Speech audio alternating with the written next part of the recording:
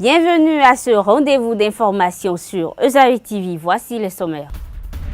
Deuxième édition de la journée internationale de la fin de l'impunité pour les crimes commis contre les journalistes.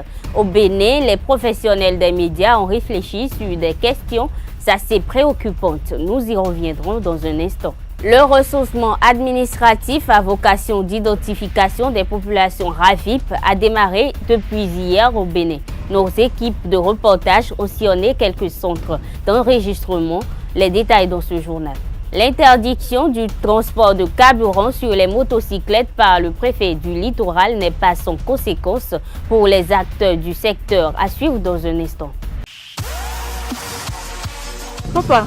Oui, ma fille. Tu sais, je t'ai dit qu'après mon bac, je veux devenir journaliste reporter d'images, non? Papa, tu penses m'inscrire où? Ezaïe. Ezaïe, papa. Waouh! Maman, maintenant que j'ai eu le bac, je veux faire les finances et trésors. Tu comptes m'inscrire où? Ezaïe, mon fils. Ezaïe? Oui, maman! Papa, Oui. tu sais qu'après mon bac, je veux être diplomate, non? Et tu comptes m'inscrire dans quelle université? Mais Ezaïe, naturellement. Ezaïe? À Ezaïe, vous êtes bien formé dans les filières comme administration du travail et de la sécurité sociale, administration générale et territoriale, administration des impôts, gestion des marchés publics, planification et développement local, droit et sciences politiques, sciences économiques et de gestion. Ezaïe, c'est aussi sa télé numérique Ezaïe TV et son journal L'Informateur. Ezaïe, c'est à Bedjromede, 3e rue après le carrefour 16 ampoules allant à Jericho. Numéro de téléphone 98 98 14 00 96 80 55 11 90 93 65 21. Ezaïe, l'excellence a un nom. À nouveau, bonsoir. Suite au décès à Kidal, au Mali, des journalistes de la Radio France Internationale RFI, Ghislaine Dupont et Claude Verlon, qui ont été tragiquement assassinés le 2 novembre 2013. Chaque 2 novembre est célébrée la journée internationale de la fin de l'impunité pour les crimes commis contre les journalistes. Au Bénin, pour cette deuxième édition, les hommes des médias ont axé leurs réflexions sur comment les journalistes seront traités et protégés dans l'exercice de leur métier. Pour plus de précisions, suivez ce reportage. L'Assemblée générale des Nations unies, dans sa 68e édition, a décidé de consacrer la journée du 2 novembre comme journée de la fin de l'impunité des crimes commis contre les journalistes. Pour le compte de cette année, les professionnels des médias et quelques autorités se sont réunis à la Maison des médias de Cotonou ce matin pour échanger sur les crimes commis contre les journalistes avec les confrères présents dans cette salle. C'est un plaisir et un honneur pour moi de prendre la parole au nom de M. Ido Yao, directeur du bureau régional de l'UNESCO basé à Abuja, pour marquer l'attachement de notre organisation à la sécurité des journalistes qui doivent pouvoir exercer leurs fonctions, leur profession, dans un environnement libre de tout risque de violence et défendre le droit à la liberté d'opinion et d'expression pour tous. Une presse libre et pluraliste est l'un des fondements de la démocratie et du développement. Avec l'appui de l'UNESCO, ces professionnels des médias pour cette deuxième édition se sont concertés pour analyser la situation actuelle du Bénin et pour voir comment les journalistes sont protégés dans l'exercice de leur métier. En 2016, nous avions, pour le compte de la nation, fait la première célébration, ici même, avec l'appui de l'UNESCO. Et nous avons dit que nous n'allons pas nous arrêter en si bon chemin. Et ensemble avec l'éducation, nous avons porté la célébration de la deuxième édition avec une petite touche, parce qu'il faut avancer. L'année passée, c'était juste une communication, débat. Mais cette année, nous avons dit au-delà de la communication, nous allons nous appesantir sur les cas de violence sur les journalistes qui sont restés impunis dans leur pays.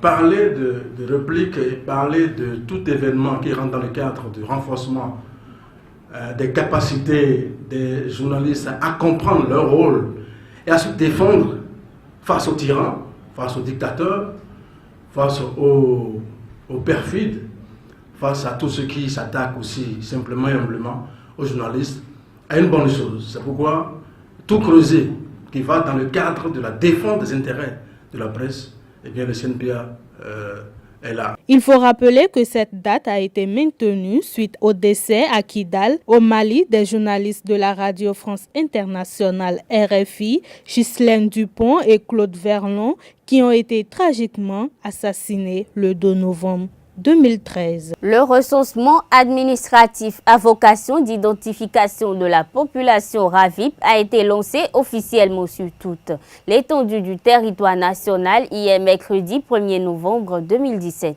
La première journée a été marquée par l'enrôlement du chef de l'État Patrice Talon et de son épouse Claudine Talon, ainsi que de celui de plusieurs membres du gouvernement afin de donner le bon exemple.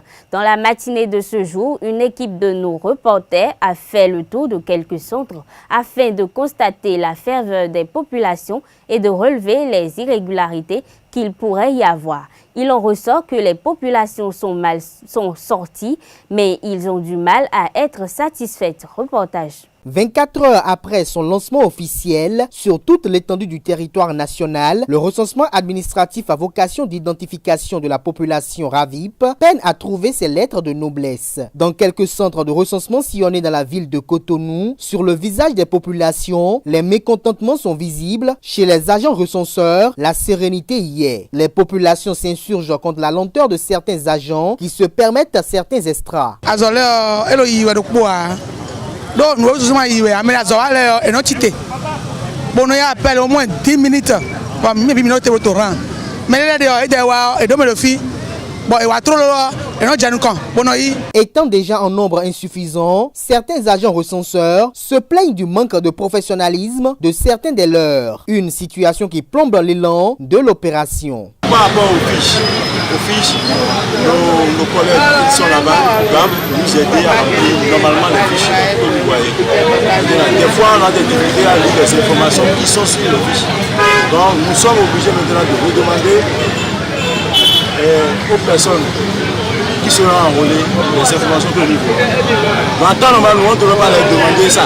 On doit prendre les fiches et juste enregistrer ce que nous voulons. Outre désolation et mécontentement, s'installe le doute et les inquiétudes sur la fiabilité et la crédibilité du dit recensement effectué. À cet effet, des observations pertinentes sont faites par les populations avec un argumentaire tout aussi pertinent que percutant. On dit que cet enrôlement va nous amener à une carte d'identité électronique. Ce que j'ai vu déjà dans plusieurs pays que moi j'ai fréquenté, d'accord, mais je m'étonne qu'il n'y a pas la prise de taille. Parce que sur la base de cette information, la taille, comment on peut faire une carte d'identité sans la taille de l'individu? C'est la seule question que moi je veux poser. Est-ce qu'ils vont revenir prendre notre taille ou ils vont tenir compte de la taille que moi je leur donne? Parce que quand j'ai posé la question, on me demande qui a les tailles sur les cartes d'identité. Je dis non, ceux qui viennent avec les actes de naissance. Il n'y a pas de taille sur l'acte de naissance. L'espérance des populations pour un recensement total reste tournée vers les autorités gouvernementales qui sauront se servir des irrégularités observées ces premiers jours pour améliorer la qualité des services. Et ce, pour que, in fine, l'idéal du RAVIP soit une réalité pour le bonheur et le développement de la nation béninoise. Le monde des vendeurs de l'essence de contrebande vient de connaître quelques perturbations suite à une décision préfectorale qui interdit le transport du carburant sur les motocyclettes. Les acteurs du secteur apprécient diversement cette actualité suivie.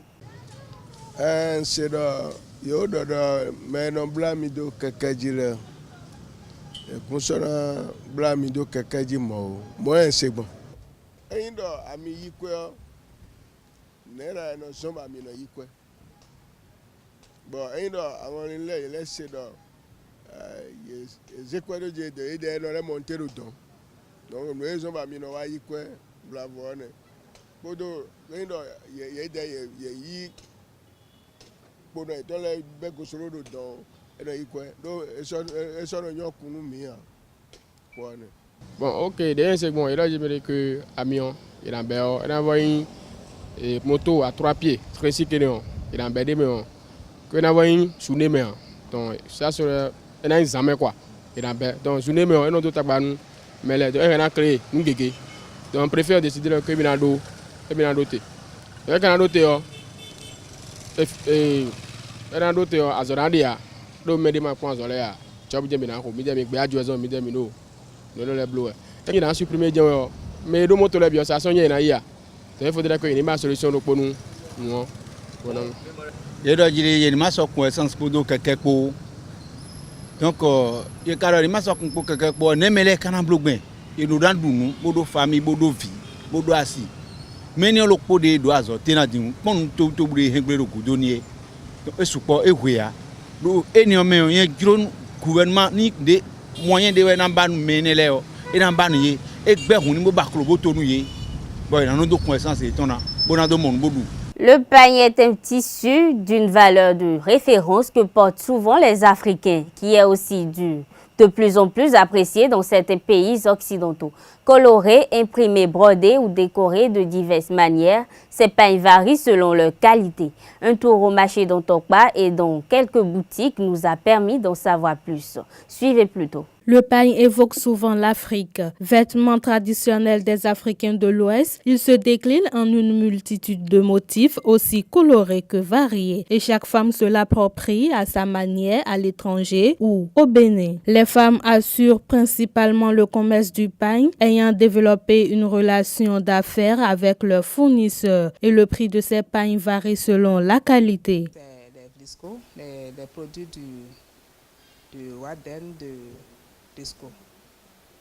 Et je m'approvisionne ici, à la maison Briscoe, et tantôt au marché. Il y a les super qui sont à 50 000 et les was de 35 à 40. À la fois souple et solide, symbole de durabilité et de réussite, les vendeuses de pagne en général sont confrontées à d'énormes problèmes vu la morosité économique et les contrefaçons.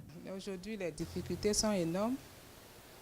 Il y a la cherté de la vie et il y a aussi les contrefaçons.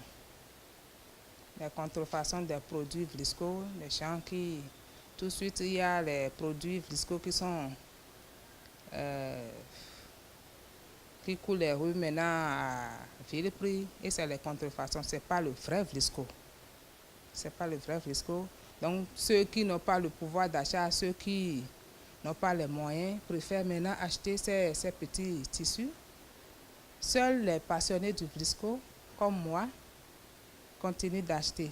Mais vu la cherté de la vie et tel que le temps est dur, maintenant beaucoup de gens ça ne va plus comme avant, quoi.